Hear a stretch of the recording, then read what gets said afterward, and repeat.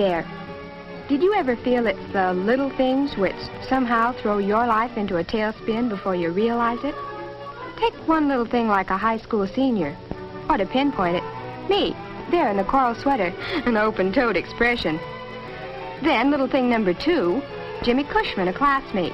Little thing number 3 is that bird brain and the shot rod, giving all us high school kids a bad name. That night, when Jimmy phoned to invite me to a movie, what he didn't know was that my father had seen another little thing in the evening paper. And because of it, told me I couldn't go out nights in any of the kids' cars. And you know what that meant. No dates until he changed his mind. Poor me. But the worst thing was what our school principal was threatening to do. Mr. Potter had announced if he had one more complaint about the kids driving, he'd be forced to do what other schools had done. Lock all cars in the school parking lot till after school every day. Well, we couldn't do anything right away because next day, Dad took me to Sacramento. And while he worked, I did some sightseeing.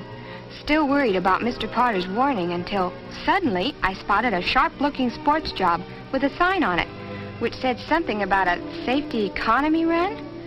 Naturally, I didn't know what that was, but I knew what the Flying Red Horse stands for. So, later that afternoon, when I bought a local paper and read that the runs were for high schools, I took off for the nearest phone booth, called the oil company, and asked if someone would explain a safety economy run to me. They connected me with Mr. Burton, Ray Burton, up from San Francisco to supervise the run. He said, even though he was about to leave, if I'd come right over, he'd explain it all to me. And was I ever glad I took him up. Start with, Miss King. We don't put on the runs. You youngsters do it all yourselves. All we do, with a lot of help from 3As and peace officer groups, like the Highway Patrol here in our state, is to show you how to organize a run, then you go ahead and do it. Oh, but who wins these runs? The driver with the best mileage? No, although mileage is very important, but these are also safety tests. That's why we donate trophies and the gasoline that's used. Well, how in the world do you figure the scores? You get your run organized first. When you're ready, we'll be around to explain it and give you the official observer's report forms. You know, each car carries an adult observer. With an adult in the car, like a chaperone, it doesn't sound very exciting. Tell you what, I've got some color movies of runs they've held around the country. If you have the time, I'd love to show them to you. Well, I've got lots of time. Good.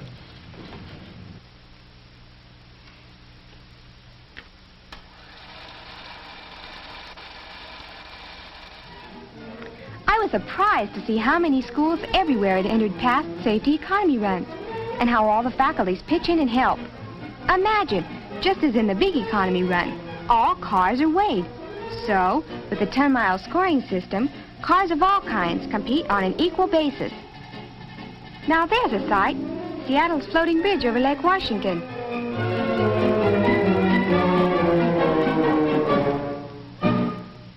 In Portland, a girl walked off with first-place honors. And here at Bakersfield, an engine is being given a last-minute performance check. And not only are the cars weighed, but the passengers are too. Under their scoring system, every last ounce counts. Well, no wonder Bakersfield had all those high-priced cars entered. This country looks richer than Texas. How about that flying red carpet? Bakersfield to Inglewood in 2 seconds flat. And at the end of the run, the time is checked to make certain no car just crawls along to save a few drops of gas. Well, we whiz north again, where you can see how the cars are started at 1-minute intervals.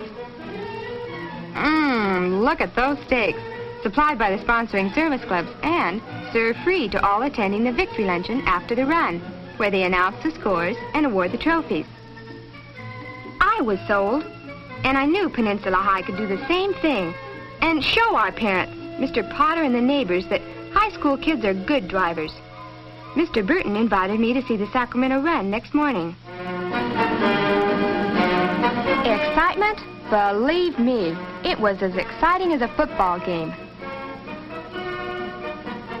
I guess I heard about and saw most everything there. The gasoline and oil are provided by the mobile gas people.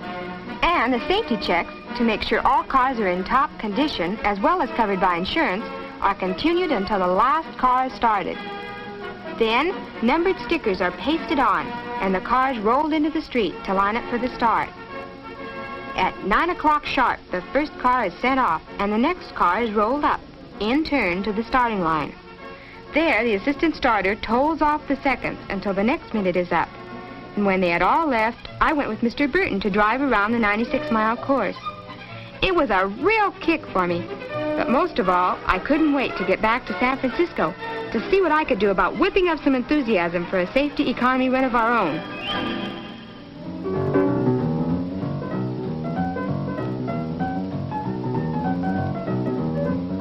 And Monday, after school, I hauled Jimmy over to our favorite malt shop to get started. Not only did I have Jimmy to try to sell, I had to compete with a jukebox and some music with a beat. Look, how many kids in school have cars? 300? Well, yeah, I guess so. Well, then out of that 300, how many got the rest of us into this jam? Gee, there couldn't be more than 6 or 8 of those yo-yos shoving around shot rods, making like they're real big men could there. That's what I mean. So if you were Mr. Potter... Thank you, ma'am. Well, if you were, and a lot of our bunch entered the run and got really good scores, wouldn't you think we're not all goof-offs like Ronnie and Tay and their gang that digs out every time they get into a car? Well, yeah. But if you can convince your father of that, then I'm with you. Good. Then let's start making a list of... Uh-oh.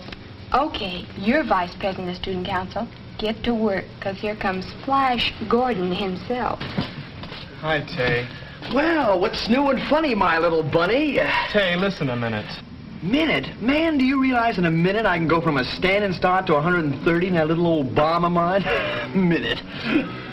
Tay, we're planning on putting on one of those safety economy runs here at school. Will you and your gang enter if we... Me? Economy? Of course you're kidding. The heck we are. It was you and that lead-foot crowd of yours that got us in all this Dutch with Mr. Potter. Sonny boy, I admit I voted for you for council, but when it comes to cars, you better leave it to the men around here. So get lost, Willie. You're acting mighty silly. Well, what do you do with a character like that? Beat his brains out if he had any. But after listening to him, I'm sure you're right, Sharon. Then you'll help get the show on the road? If it'll help cut down that squeak, send me in, Coach.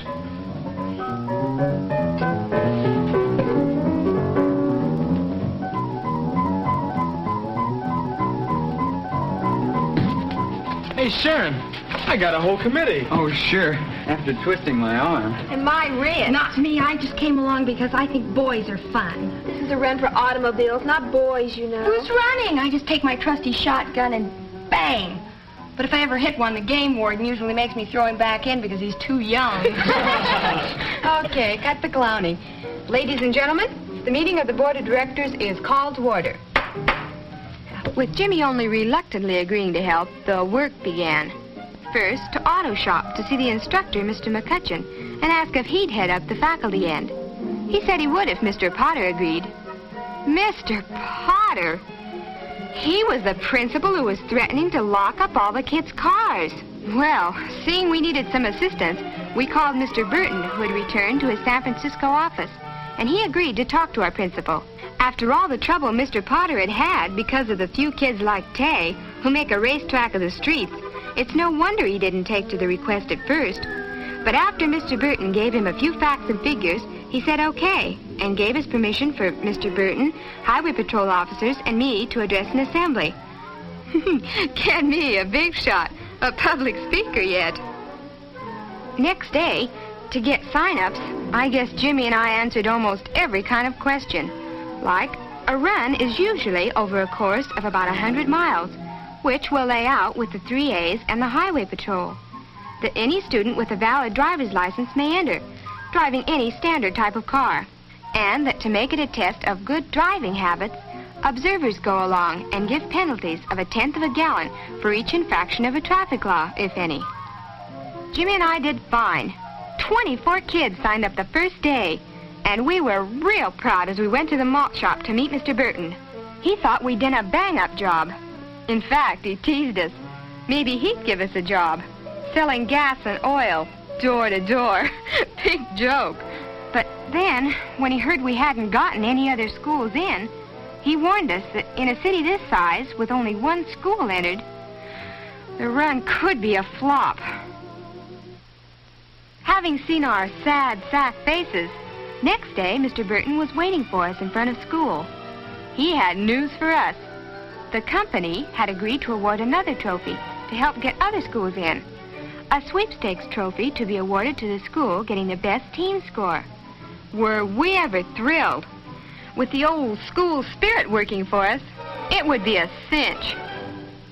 Next day, we told Mr. McCutcheon our good news, but found he'd already gotten 4 other schools to enter. And then he told us we were the ones who'd have to make talks to the service clubs to ask if they would provide the observers we'd need and the victory luncheon. Jimmy threw in the sponge, and I threw the book at James. If Mr. McCutcheon hadn't calmed us down, Jimmy and I still wouldn't be talking. But then we got more help from Mr. Burton. He went to the 3As, saw Mr. Moore, and they agreed they'd both help us get speaking dates, which they did.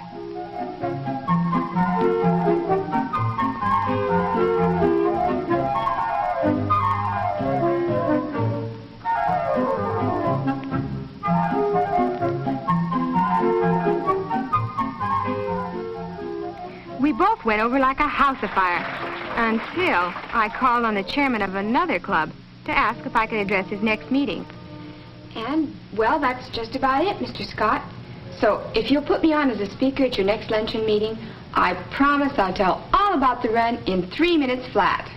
No, I'm sorry, Miss King. Our club isn't interested in races or competitions of any kind where youngsters your age risk their necks in cars. But it's not a race, it's... You did say that the cars had to be back in a specified time, didn't you?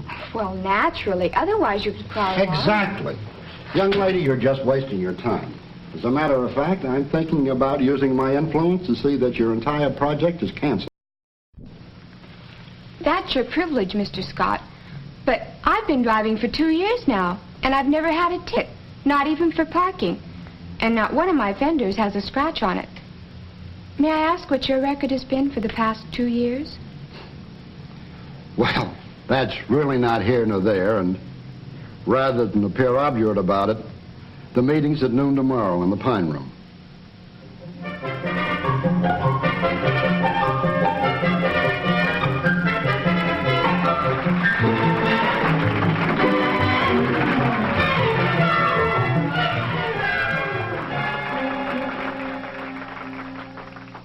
Okay, Sharon, shoot. Now, check the cafeteria to make sure all the arrangements are complete for the victory luncheon. Okay, I'll take care of that. And he says we have to send out at least twice as many press releases as we did before. Check. What else? I don't know who'll do this. Try to get interviewed on TV. Boy, that's your job, Maureen. You got what it takes for that kind of stuff. Oh, no, you don't. What are you trying to do, bring radio back again? Oh, cut it out. You're a real movie star. Oh, here's one more thing we all can do. Mr. Burton says to try to get lists from all the service clubs with names and phone numbers of every man who's volunteered to be an official and observer. Well, okay, but I don't get it. To call them up Friday and remind them we expect them out Saturday morning. Mr. Burton says if it's a nice warm day, some might just happen to recall a previous golf day. Well, well, well, if it isn't the Indianapolis Race Committee as I live and breathe. Well, okay, Mr. Hotshot. If you're such an 8-cylinder wizard, why isn't your entry in here? Are you kidding? Get up at the crack of dawn and play some silly baby game? Count me out, little sprout. What is it with you, Tay? Chicken? Afraid some of us will show you up? Show me up? That'd be the day. That'd be the day I'd like to see. And you know what, Tay?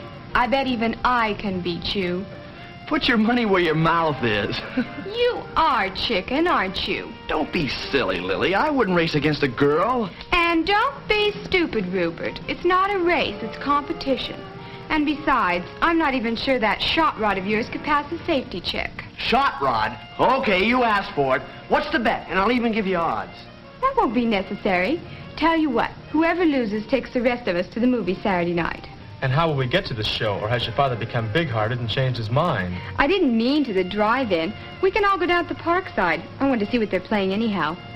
Well, Tay, is it a bet or is it a bet? Oh, okay, but you wait and see. I'll cream the whole bunch of you. Just sign here, milkman, and we'll see if it'll be cream or just a large dose of skim milk. Safety checks start tomorrow. We were getting closer, and the auto shop volunteer crews work like maniacs checking cars. Maniacs is right, too, for who else would have passed Tay's car as being safe? I guess they checked the car, not the driver. But where there were boys, there was Sally, clowning as usual and doing anything to make Tay realize she was alive. Tay didn't think it was funny. And Mike, with his father's brand new hardtop, he didn't think it was funny either when they told him the car couldn't be okayed because the front wheels were out of line. Poor Mike, having to tell his dad 2 high school kids had rejected his shiny new car as unsafe. His father took to the notion like a duck to a load of buckshot. Next morning, school had hardly opened when Mike's father was there, chewing out Mr. McCutcheon as if it had been his fault. But Mr. McCutcheon explained that's what auto shop and driver ed courses are for. Mike's father went for that in a big way. He told Mr. McCutcheon he would have his wheels aligned and let Mike enter. But it wasn't all work at school. Maureen, for instance, went out with the run supervisors for a final check on the course they had laid out. And what a course! 100 miles through city, freeways, country, and, this being San Francisco, of course, across the Golden Gate Bridge into Marin County. It was all so beautiful we prayed it wouldn't rain the day of the run. Little did we know, poor innocents. Now the whole school helped. Journalism classes wrote all publicity we needed. Art classes designed the posters. And the print shop turned itself inside out doing the car placards. I even typed dozens of envelopes to the local newspapers. And Maureen was interviewed on TV, as Jimmy was on radio. The last big chore was weighing in the cars that were entered, because the weight of the cars and the occupants is used in figuring the final score. Saturday morning, the day of the run, I was out of the house by 6. And so were lots of others who jammed the station we were to start from, where the observers got their final instructions. They asked a lot of questions about how to score penalties for any infractions. The Ham Radio Club was checking with their mobile stations along the course. Placards were put on all cars entered, and so were strips of luminous paper to make it easier to pick out our run cars. Gas tanks were filled to the very brim, for free at that, and attendants marked the filler pipes so they could be refilled when the run was over to determine the exact amount of gas used. And then, for the first time, I noticed the weather. Gosh, if it rained now, how could we complete the course in 2 hours and 40 minutes? Mike was there, bright-eyed and bushy-tailed, and the law was there, too. Each car had a numbered sticker put on, and I drew number 45. Then Mr. Burton came up to introduce me to my observer, Mr. Samuelson, and told us we'd better weigh in and have the total entered into our official report.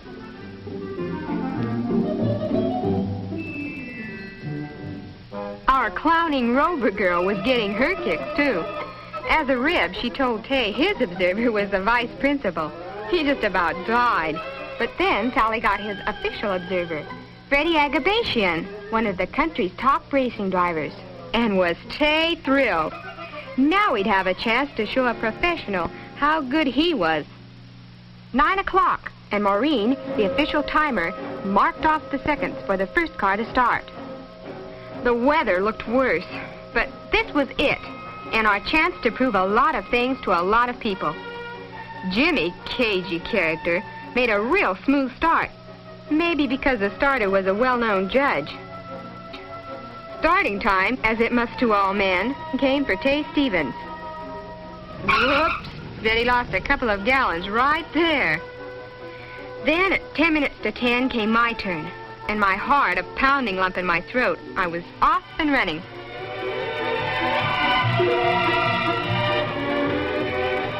Making sure we flashed our turn indicators, we rolled up onto Bayshore Highway, and I saw the weather was getting even worse. But with the traffic and having to watch the speedometer and all the other things I had to do, I didn't have much time to worry.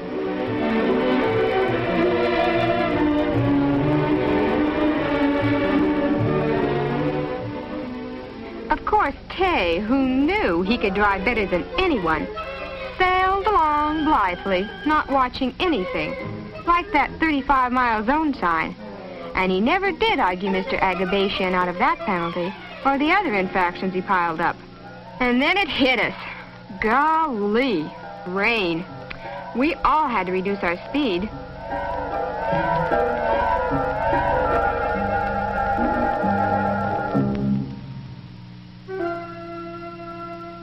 We had lost so much time that when the rain stopped, it was a temptation to really tromp on those gas pedals.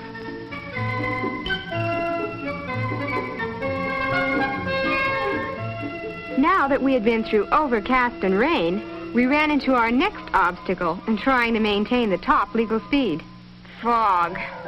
Good old fog to make us slow down again. But then, as it always does around our wonderful town, the fog washed away, and there, under the brilliant sunshine, was San Francisco itself.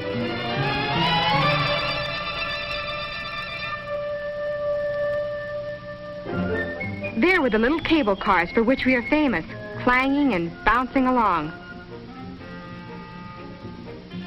There were the familiar steep hills. And before we knew it, we were into San Francisco's Chinatown.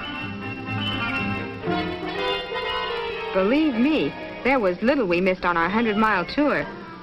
Even the much-pictured Bay Bridge in the background, and the Embarcadero, with its tantalizing smells of spices and distant seas, and its 25-mile zone signs to slow us down again, just when the weather was better and time getting shorter and shorter.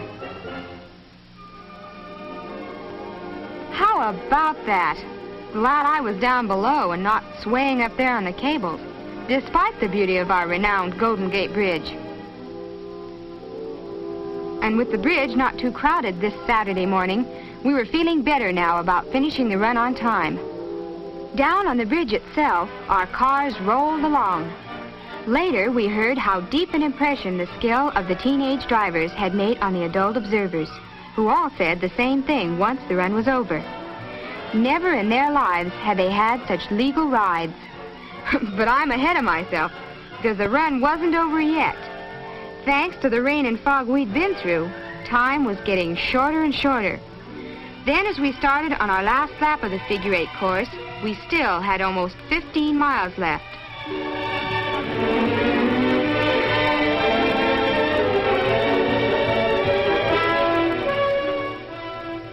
Then as we headed back to the bridge approaches, there it was again, rolling through the Golden Gate. Fog once more. By now, it was almost 11:40, and I knew the first cars should be back in town, approaching Polk and Hay Streets for the finish. But I didn't know that because of the rain and fog, all the officials were worried as the cars rolled back in just seconds under the time limit, some just missing being disqualified.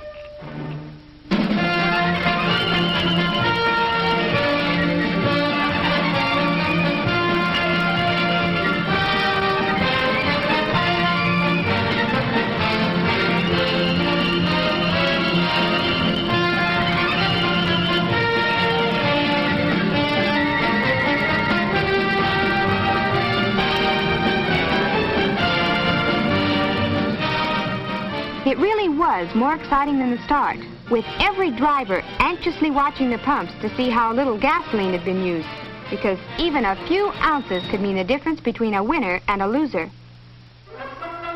Then, with all the cars back, we trooped off to the victory luncheon and the announcements of the scores and the awarding of the trophies. Contestants sat with their friends and observers, while upstairs, computing machines clicked away, auditing the scores down to the last decimal point. If you go in for suspense, then this you would have loved.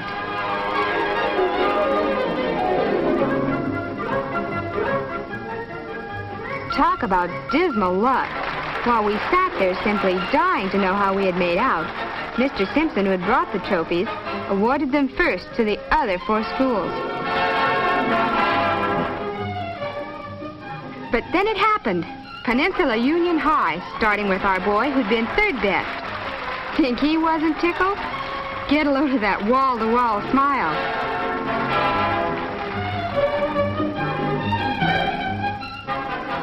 Then Al Larson, who'd been second. And finally, with all of us biting our nails, first place to unbelieving Jimmy Cushman.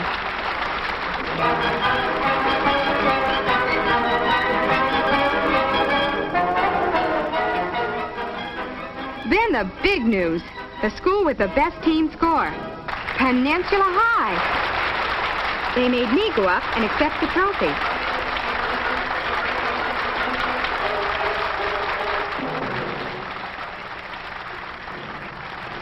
And then we all made tracks inside to see the huge piece of paper on which everyone's score was written. After all the boasting I'd done about doing better than Tay, I was popping my buttons till I found out if I had. Where was my name? There, Sharon King, 8th place. But where was Tay Stevens? How had he done? Uh-oh. Tay Stevens screamed himself into 14th place. That night, before they picked up Sally and Maureen, Jimmy, Mike, and Tay came by our house. Jimmy had talked to Mr. Potter, who admitted he was convinced. But we didn't know yet if my dad had relented and would let me go out at night in the kids' cars. But not only had he relented, he almost shook Jimmy's arm off, kidded Tay about his bad showing, and then said it was okay. I could even use his car myself at night. So, after all the work and discouragement, we had proved something to Mr. Potter, to my father, and to anyone who reads a newspaper. Good old safety economy run.